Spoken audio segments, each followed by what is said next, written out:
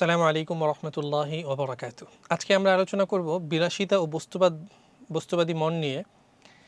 Instant গ্র্যাটিফিকেশনের যে মহা উৎসব চলছে, আমাদের সন্তানদেরকে একদম ভাসিয়ে নিয়ে যাচ্ছে, এই ব্যাপারটা নিয়ে আমরা ইনশাল্লাহ আজকে আলোচনা করব।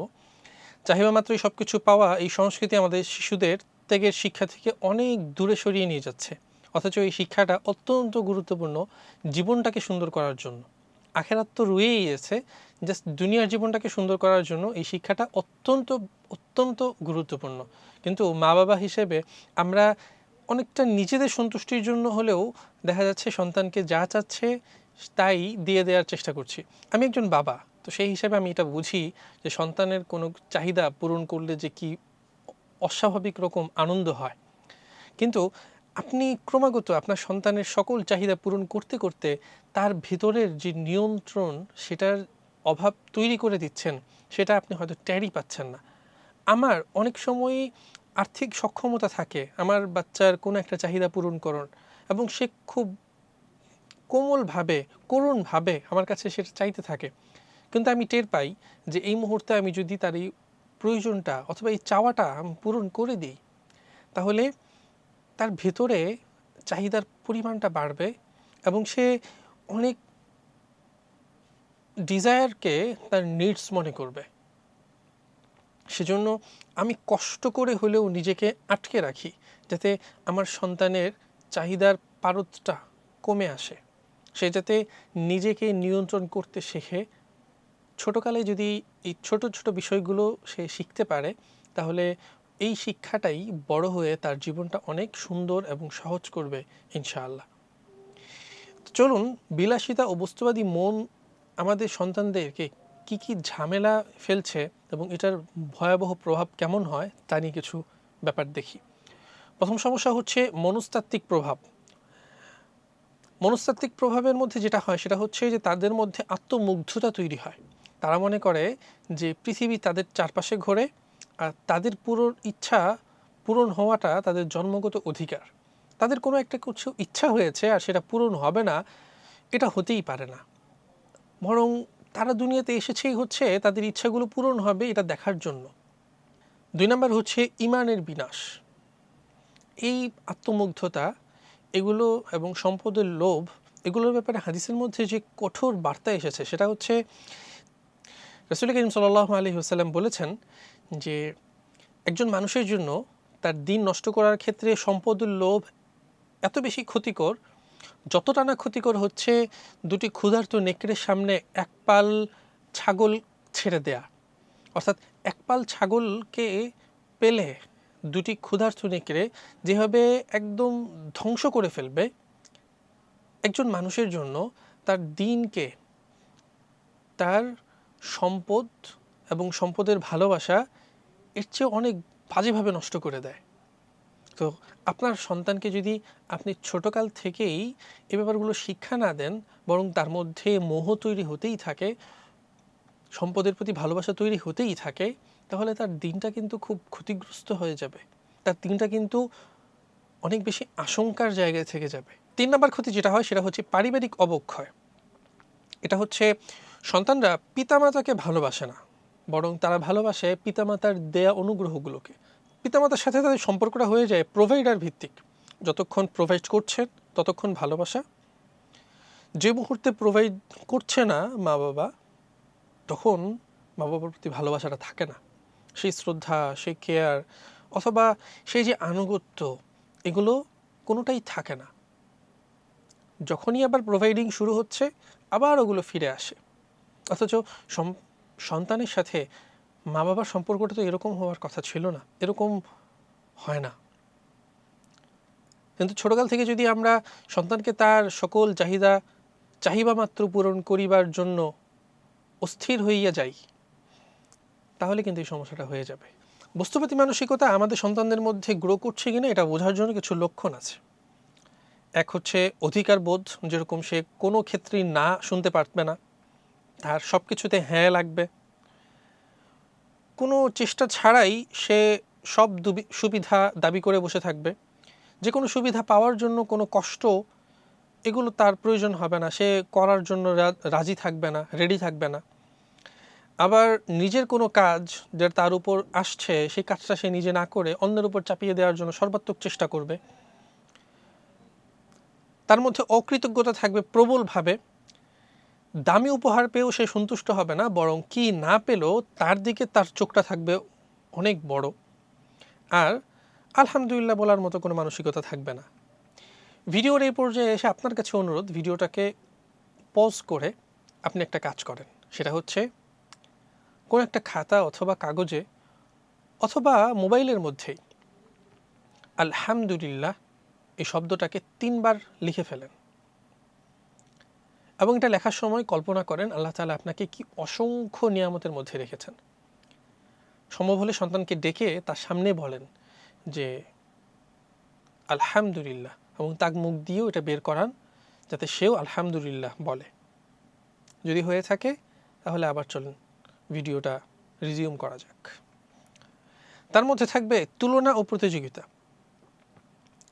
সে বলবে ওর আইফোন আছে আমার নেই কেন, অথবা ওর আইফোন আছে কিন্তু লেটেস্ট মডেলটা হয়তো বা নাই, সেটার জন্য সে বলবে যে অমুকের আছে আমার নেই কেন। তার হয়তো মার্সিডিজ আছে কিন্তু ল্যাম্বরগিনি নাই কেন, এটা নিয়ে চিৎকার চেঁচামেচি করবে। নিজেকে অন্যের সম্পদের সাথে তুলনা করবে এবং সামাজিক স্ট্যাটাস নিয়ে খুব অতিরিক্ত রকমের চিন্তা করবে। আমি যদি এখনও পর্যন্ত আইফোন 17 প্রো ম্যাক্স না নিই, বন্ধুদের মধ্যে কি আমার স্ট্যাটাস থাকছে, আমি কি তাদেরকে মুখ দেখাতে পারছি, ইত্যাদি এই সমস্ত ব্যাপারগুলো তার মধ্যে প্রবলভাবে থেকে যায়। উত্তরণ করব কিভাবে? চলেন ইসলামিক কিছু উপায় বলি। প্রথম কথা হচ্ছে, ইসলাম চায় আমরা যেন সাদা সিধা জীবনযাপন করি, খুব বেশি শো অফ নেই, বরং আল্লাহর একজন খাঁটি বান্দা হিসেবে, আল্লাহর অসংখ্য অনুগ্রহ এবং নিয়ামতের মধ্যে ডুবে থাকা মানুষ হিসেবে, আল্লাহর বান্দা হিসেবে জীবনটাকে সুন্দরভাবে সাধারণভাবে কাটিয়ে দিই। কৃতজ্ঞতা শিক্ষা। রাসূল করিম সাল্লাল্লাহু আলাইহি ওয়াসাল্লাম বলেছেন, তোমাদের চেয়ে যারা কম বিত্তশালী তাদের দিকে তাকাও, তাহলে তোমার মধ্যে তুমি অসংখ্য নিয়ামত খুঁজে পাবে এবং নিয়ামত যখন খুঁজে পাবে তখন আল্লাহর প্রতি তুমি কৃতজ্ঞ হতে পারবে। শয়তানের আল্লাহর প্রতি সবচেয়ে বড় চ্যালেঞ্জ যেটা ছিল সেটা হচ্ছে ওয়ালা তাজিদু আকসারাহুম শাকিরিন। সে আল্লাহকে বলে দিয়েছিল যে হে আল্লাহ, আপনি আপনার অধিকাংশ বান্দাকে শুকরগুজার পাবেন না। কেন?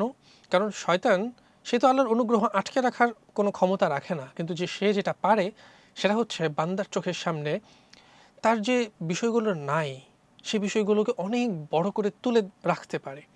ফলে একজন বান্দা তার 90টা 95টা অনুগ্রহ আল্লাহর পক্ষ থেকে থাকতে পারে, সেটাকে সে ওভাবে খেয়াল করে না। 5টা যে জিনিস তার মধ্যে নাই কিন্তু অন্য আরেকজনের মধ্যে আছে, শয়তান এটা অনেক বড় করে তার সামনে নিয়ে আসে এবং সে এগুলোকে খুব বড় করে দেখতে পারে। ফলে তার যে 95টা অনুগ্রহ আল্লাহর পক্ষ থেকে ছিল সেটার জন্য যে শুকরিয়া আদায় করা দরকার সেটা সে করে না। তো আজকে থেকে আমরা যেটা করতে পারি সেটা হচ্ছে শয়তানের এই চ্যালেঞ্জকে আমরা দুমড়ে মুচড়ে ভেঙে ফেলতে পারি এবং শয়তানের এই সকল প্রবঞ্চনা থেকে নিজেকে এবং নিজের সন্তানকে বাঁচানোর জন্য আজকে থেকে আমরা কৃতজ্ঞতার অনুশীলন করতে পারি। আরেকটা অনুশীলন আমরা করব, সেটা হচ্ছে ত্যাগের অনুশীলন। একজন মহিলা সাহাবিয়া রুবাইয়া রাদিয়াল্লাহু আনহা, তিনি শিশুদেরকে পশমের খেলনা দিয়ে রাখতেন যেন তাদের ক্ষুধার অনুভূতিটা কিছুক্ষণের জন্য কমে যায়।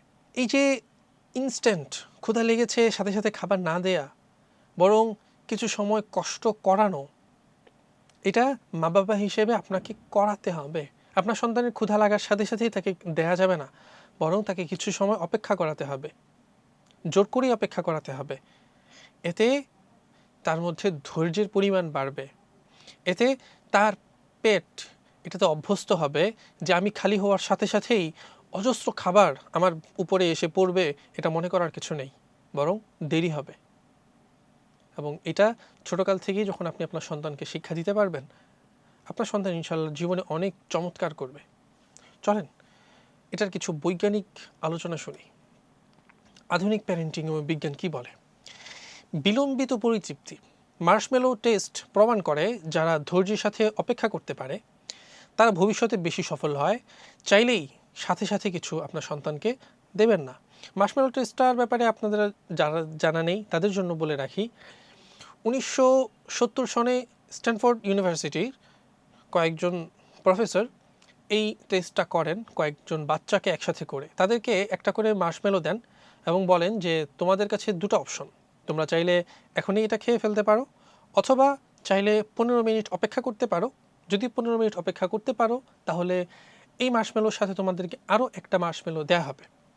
তো কিছু বাচ্চা ইনস্ট্যান্ট খেয়ে ফেলেছে আর কিছু বাচ্চা 15 মিনিট অপেক্ষা করেছে, তাদেরকে আরেকটা মার্শমেলো দেওয়া হয়েছে। মজার ঘটনা হচ্ছে যেই শিশুগুলো এই 15 মিনিট অপেক্ষা করতে পেরেছিল তারা তাদের জীবনের প্রতিটা স্তরে চমৎকার রেজাল্ট করেছে। তাদের মানসিক অবস্থা ছিল অসামান্য সুন্দর এবং জীবনে তারা যা চেয়েছে তার অনেকটুকুই তারা অর্জন করতে পেরেছে। পক্ষান্তরে যারা এই 15 মিনিট অপেক্ষা করতে পারেনি তাদের জীবনটা তুলনামূলক বেশি অস্থির এবং কম সুন্দর ছিল। তাই আপনার যদি মনে হয় যে ধর্ম কি বললো না বললো সেটা না মানি, তাহলে বিজ্ঞানের ব্যাপারটাই আপনাকে বলছি।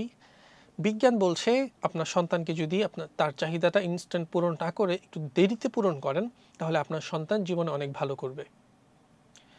পাশাপাশি হার্ভার্ড স্টাডি বলছে যে যে বাচ্চারা শৈশবে ঘরের কাজ করে তারা জীবনে বেশি সুখী হয় এবং তারা জীবনে নিজেদেরকে পৃথিবীতে কন্ট্রিবিউটর হিসেবে প্রমাণ করতে পারে, তারা জাস্ট নিজেদেরকে কনজিউমার হিসেবে ফেলে রাখে না।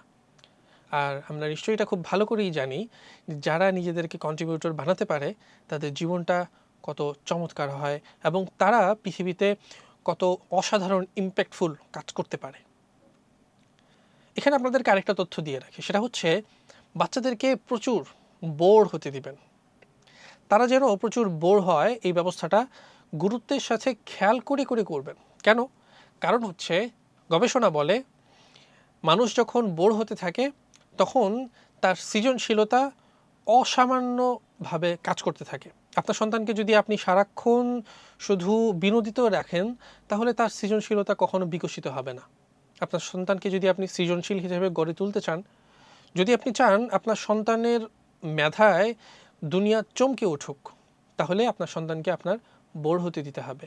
সে যত বেশি বোর হবে তার সৃজনশীলতা সে তত চমৎকারভাবে মেলে ধরতে পারবে ইনশাআল্লাহ। এখন আমরা ভবিষ্যৎ করণীয় আলোচনা করব। ভবিষ্যৎ করণীয়তে আমরা 3টা পয়েন্ট রেখেছি। এক হচ্ছে চাহিদা বনাম প্রয়োজন, 2 দান ও সাদাকা, আর 3 হচ্ছে শুকরিয়া জার। চাহিদা বনাম প্রয়োজন, সন্তানকে নিডস, ওয়ান্টস অ্যান্ড ডিজায়ার যে 3টা স্টেপ আছে এগুলোর পার্থক্যটা স্পষ্ট করে বুঝিয়ে দিবেন। কোনটা তোমার নিডস, কোনটা তোমার ওয়ান্টস আর কোনটা ডিজায়ার, এটা স্পষ্ট করে বুঝিয়ে দেওয়ার পাশাপাশি আরেকটা কাজ করতে হবে, সেটা হচ্ছে আমরা যখনই মার্কেটিং করতে যাব, শপিং করতে যাব, শপিংয়ে বের হওয়ার আগে সবাই মিলে লিস্ট করব যে আমরা আজকে বের হয়ে কি কি কেনাকাটা করব। গুরুত্বের সাথে এই লিস্টটা আমরা মেনটেন করব। লিস্টের বাইরে আমাদের প্রয়োজন হলেও সামর্থ্য থাকলেও কিছু কিনব না, বরং যে জিনিসটা আমার আজকে বের হওয়ার পরে দেখে খুব প্রয়োজন মনে হয়েছে সেটাকে লিস্টে লিখে পরে আবার যখন বের হব তখন কিনব। এটা শুধুমাত্র সন্তানের জন্য না, এটা আমাদের নিজেদের মানি ম্যানেজমেন্টের জন্য অত্যন্ত গুরুত্বপূর্ণ একটা টুল। 2 হচ্ছে দান ও সাদাকা। সন্তানের হাতে সাদাকা বক্স তুলে দিন। ঈদ বা জন্মদিনে তার যে জমানো টাকা, সেই টাকাগুলো সেখানে রাখার ব্যবস্থা করুন। আপনারা নিজেদের টাকা রাখবেন, সে যে সালামি পেয়েছিল অথবা বিভিন্ন জায়গা থেকে গিফট পেয়েছিল, পুরস্কার পেয়েছিল, সেই টাকা থেকে তাকে এই জারে সাদাকা হিসাবে রাখার প্র্যাকটিস করাবেন। 3 নাম্বার হচ্ছে শুকরিয়া জার। আমরা আমাদের ঘরে একটা জার রাখতে পারি যেটা আমাদের প্রত্যেকেই সপ্তাহে একদিন অন্তত নিজের একটা কাগজের মধ্যে কিছু পয়েন্ট লিখব কি কি কারণে আমরা আল্লাহর প্রতি কৃতজ্ঞ। আল্লাহ তাআলা তো অসংখ্য অসংখ্য অগণিত নিয়ামত আমাদেরকে দিয়ে রেখেছেন যেগুলোর লিখতে লিখতে শেষ করা যাবে না। এটা আল্লাহ তাআলা কোরআন কারীমে লিখে রেখেছেন, বলে দিয়েছেন। কিন্তু আমরা যদি নিয়মিত এটা লিখে লিখে শুকরিয়া জারি রাখতে পারি, তাহলে আমাদের মধ্যে কৃতজ্ঞতার অনুশীলন শুরু হবে এবং শয়তান আল্লাহকে যে চ্যালেঞ্জ ছুড়ে দিয়েছিল সেই চ্যালেঞ্জ মোকাবেলা করা আমাদের জন্য খুব খুব সহজ হয়ে যাবে। আপনাদেরকে জানিয়ে রাখি, আমাদের নিয়মিত একটা দৈনন্দিন কাজ আছে, সেটা হচ্ছে প্রতিদিন রাতে 3টা পয়েন্ট আমরা খাতার মধ্যে লিখি যে কেন আমি আল্লাহ তাআলার প্রতি আজকে কৃতজ্ঞ। প্রথম যেদিন আমি এটা লিখতে গিয়ে একটু চিন্তা করতে হয়েছে এবং চিন্তা করতে গিয়ে দেখি যে এত এত পয়েন্ট আমার সামনে যে আমি কোন 3টা পয়েন্ট লিখবো এটা নিয়ে কনফিউজড হয়ে গেছি এবং আমার আল্লাহর প্রতি কৃতজ্ঞতায় সিজদায় লুটিয়ে পড়তে হয়েছিল। আমি চ্যালেঞ্জ দিয়ে বলছি, আপনি যদি আজকে শুরু করেন আপনারও সেম অনুভূতি হবে। আপনি খেয়াল করবেন যে আপনার শরীরের এক একটা অঙ্গ প্রত্যঙ্গ কত চমৎকার কাজ করছে, অথচ এটার জন্য আপনি আল্লাহকে একটা বারের জন্য একটা টাকাও দেননি। আজকে হাসপাতালে গেলে দেখা যায় যে ছোট ছোট অঙ্গের ছোট্ট ছোট্ট অংশে সামান্যতম একটু সমস্যা হওয়াতে হাজার হাজার লাখ লাখ টাকা খরচ করতে হচ্ছে, অথচ দিনের পর দিন মাসের পর মাস বছরের পর বছর আমাদের শরীরের মাথা থেকে পা পর্যন্ত প্রতিটা অঙ্গ কত চমৎকারভাবে কাজ করছে আমরা একটাবার চিন্তাও করিনি। চলুন আজকে থেকে শুরু করি। আমার জীবন, আমার ইবাদত, আমার আমল, আমার পরিবার সব কিছু জন্য আল্লাহ তাআলাকে কৃতজ্ঞতা জানাই। নিয়মিত আল্লাহ তাআলাকে যদি আমরা কৃতজ্ঞতা জানিয়ে যেতে থাকি, চলতে থাকি, তাহলে ইনশাআল্লাহ আমাদের জীবনটা অনেক অনেক সুন্দর হবে এবং আমাদের যে প্যারেন্টিং জার্নিটা এটা অনেক চমৎকার হবে ইনশাআল্লাহ। আল্লাহ তাআলা আমাদেরকে অনেক অনেক বেশি কবুল করেন।